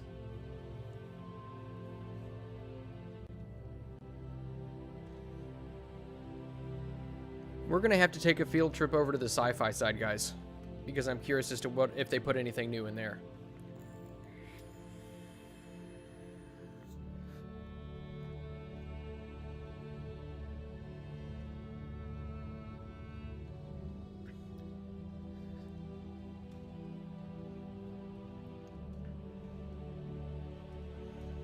I just need a wood pile. That's all I need.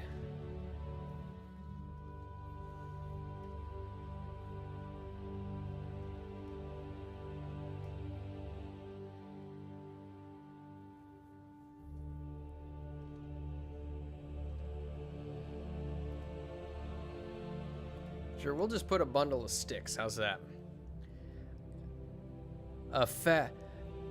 Never mind.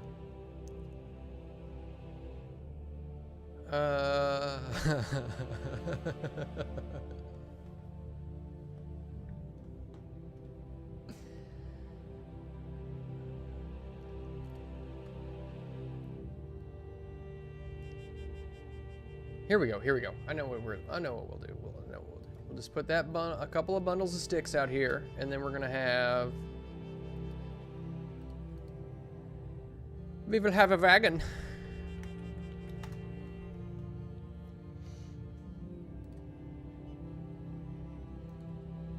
Oh, look at the size of that. That's huge. What?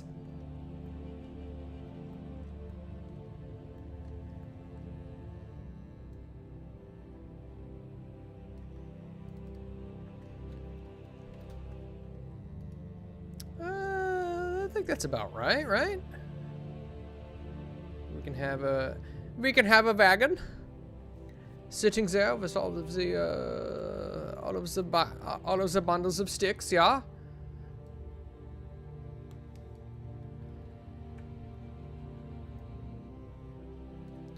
This is for the firewood.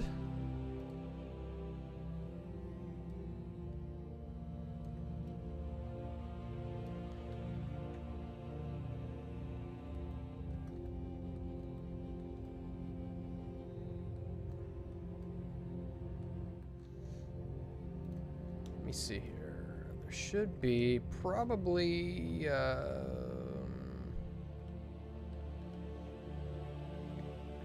what I think would be really cool is if they were able to make a stamp that made the stamp that you place it on transparent. So like, for example, if I were to take, if they had a stamp for like a crack or a hole, you could place it on a roof tile, and that would make it to where you could actually see through the roof tile. Does that make sense?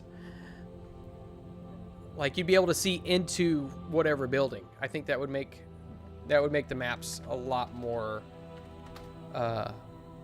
immersive, in my opinion.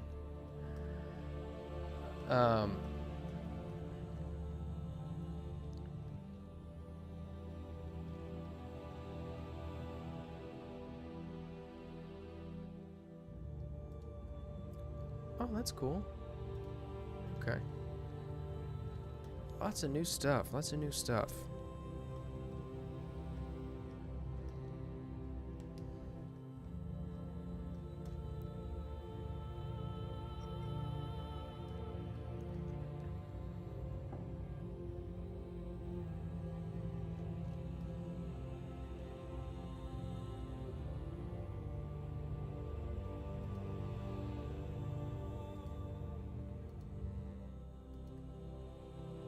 Saddlebags, pouches, all right.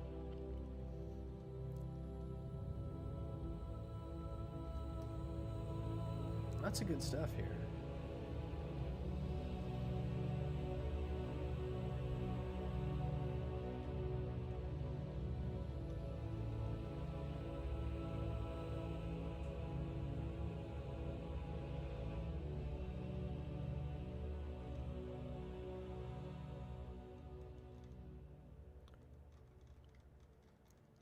I'm pretty sure they have what I'm looking for. What I'm looking for is specifically a stamp that you can place on roofs to make it look as though they've been broken in.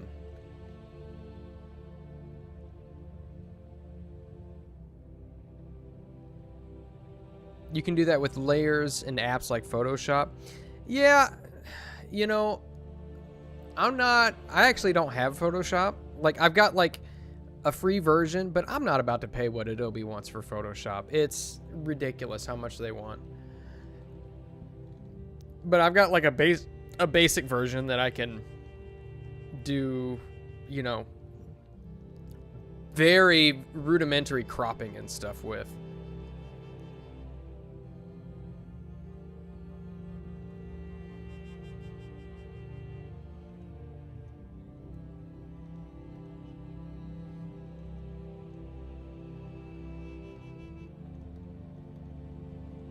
Man, how many assets they got here?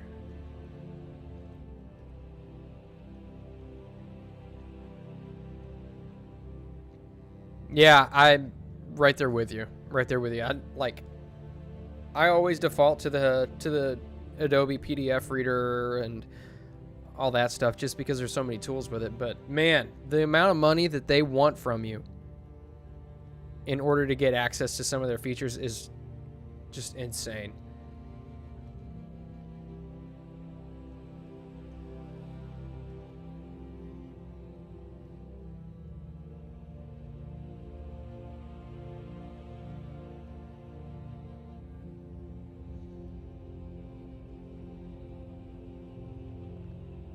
A-Sprit? I'm not sure. A-Sprite? What is that? Is that like a Photoshop type application?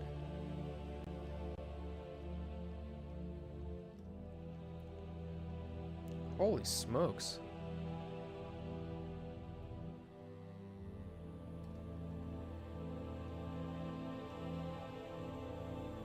Here, let me just do this.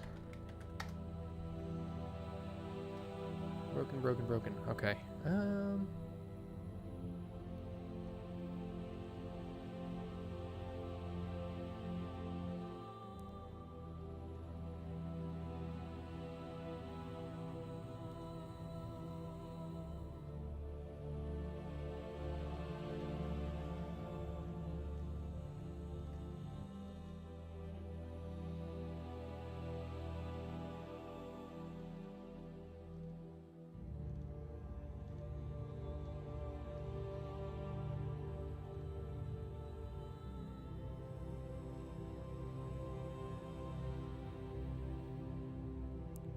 3ds Max on a student account for like $100 a year, but a normal subscription costs $2,000 a year?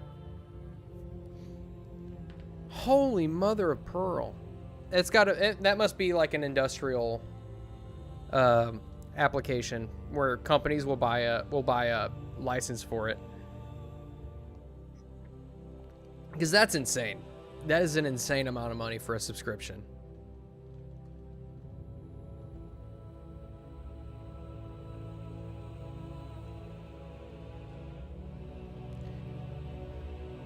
Oh my goodness, I don't know what do I need to type in?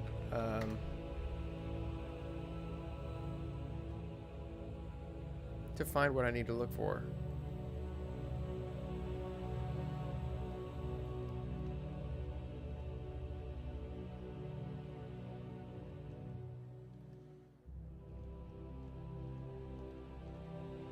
Dude, no freaking way do they not have what I need.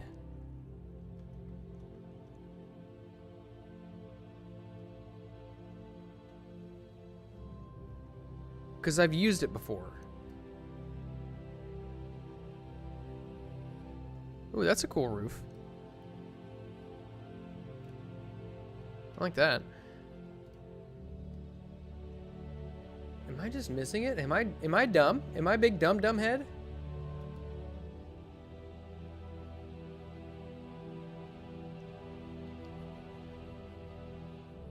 You're an app nerd now.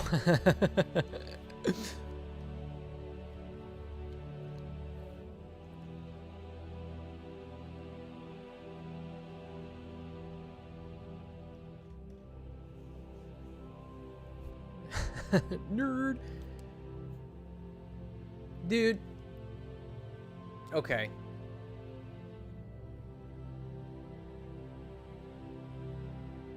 I don't know.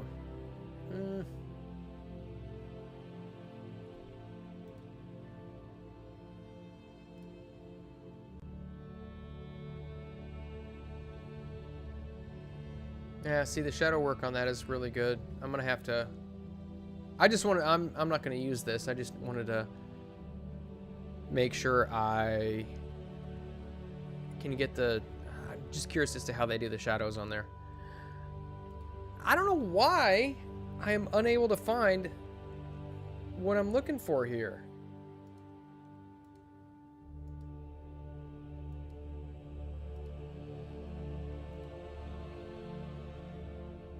It doesn't make any sense. I know. Unless it's on regional, maybe?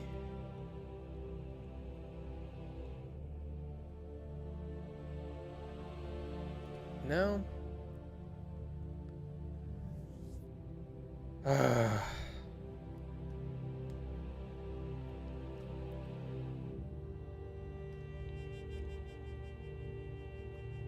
Can you have your mom bring me a grilled cheese?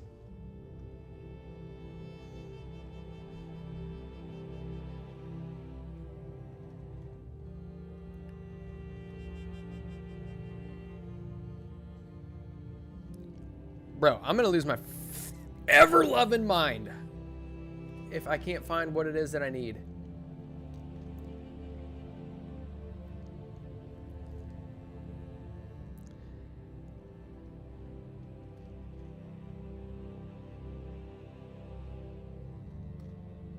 LGBT? Otherwise, she wouldn't be interested in beating a cat.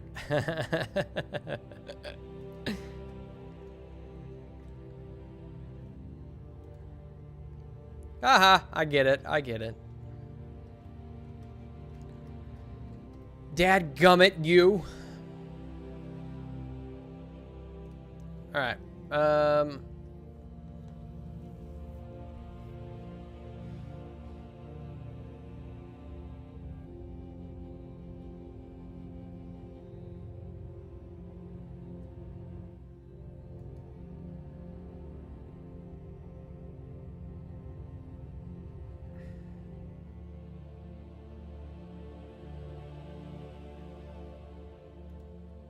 Oh! Undo.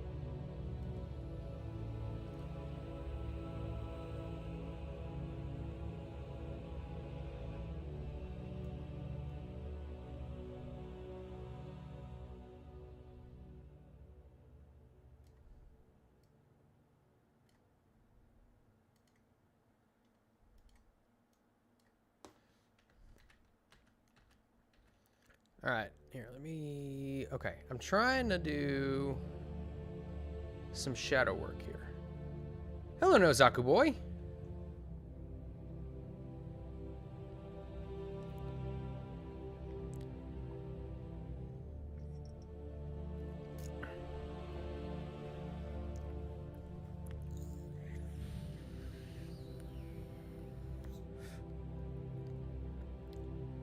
Let me see. What was I doing? Okay, here we go.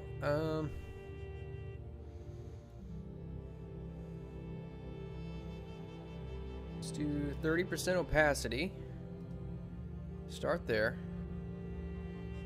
And then we're gonna bring, whoa! What just happened?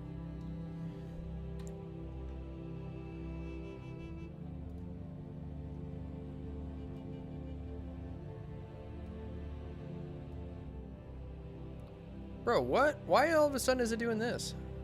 I don't understand. Oh well, we'll do that. And then apply. And we're gonna do... Why all of a sudden is it doing that? That's so dumb. It wasn't doing that before.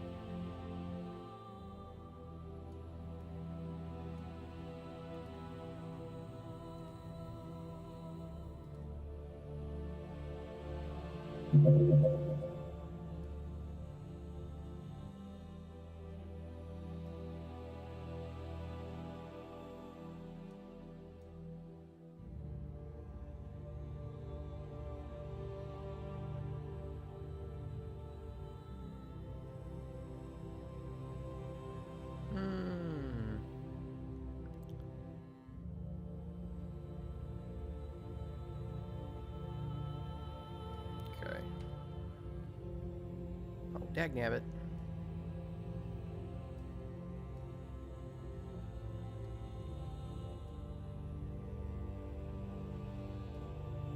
Actually, I think this would be more of a...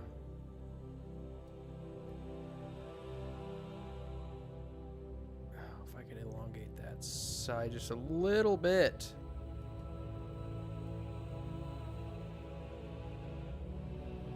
Okay, maybe if I do...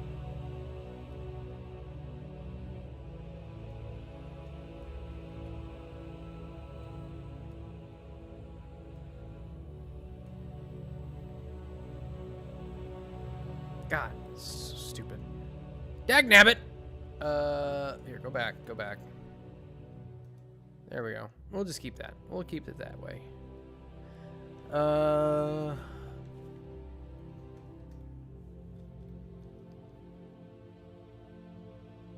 let's throw a filter on this real quick.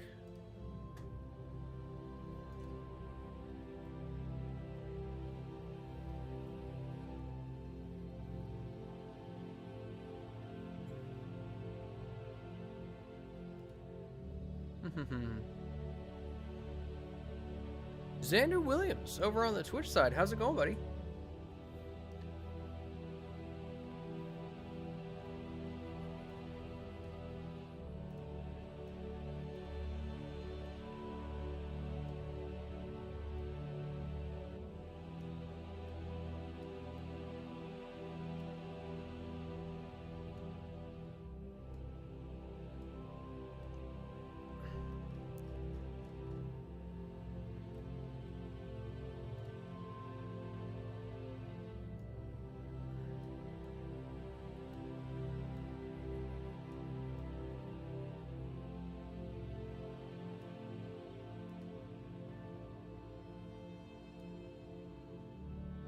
Oh.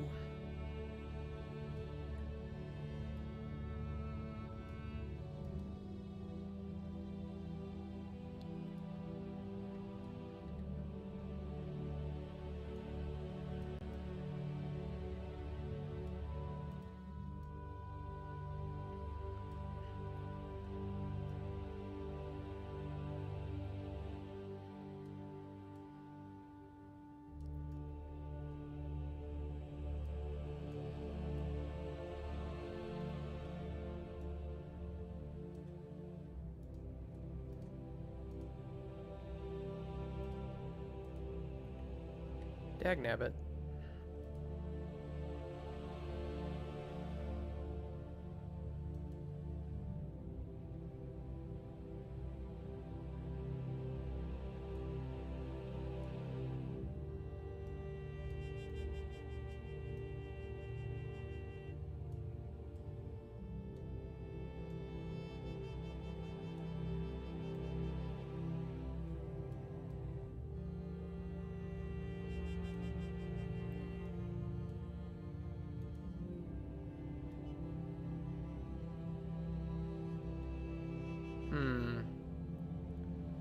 I don't know, man.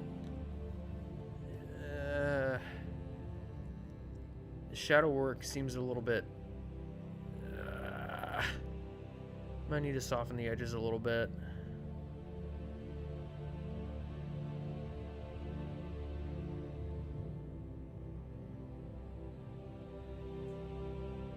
Alright, later, Huck. Good luck with the puppy bath. Actually, I'm probably on the tail end of this thing, because it is getting late in the morning, or I guess it's getting middle of the morning, and your boy hasn't eaten anything yet. So I think what we're gonna do, man, this shadow work is just, it's killing me right now. I don't know what I need to do differently. So I think what we're gonna do is we're gonna save it here. And we are gonna go ahead and call it. Let's get, which game do you mostly like it? Dude, I'm not sure what you're saying. But I am going to go ahead and call it there. Thank you, everybody, for joining me this morning. I'll be online later this evening, playing some... what are we going to do? Oh, we're going to do Escape the Backrooms again later on this evening. So definitely check that out. And I guess with that, I'm just going to go ahead and sign off. I will bid you all adieu, auf Wiedersehen, Gesundheit, and God bless.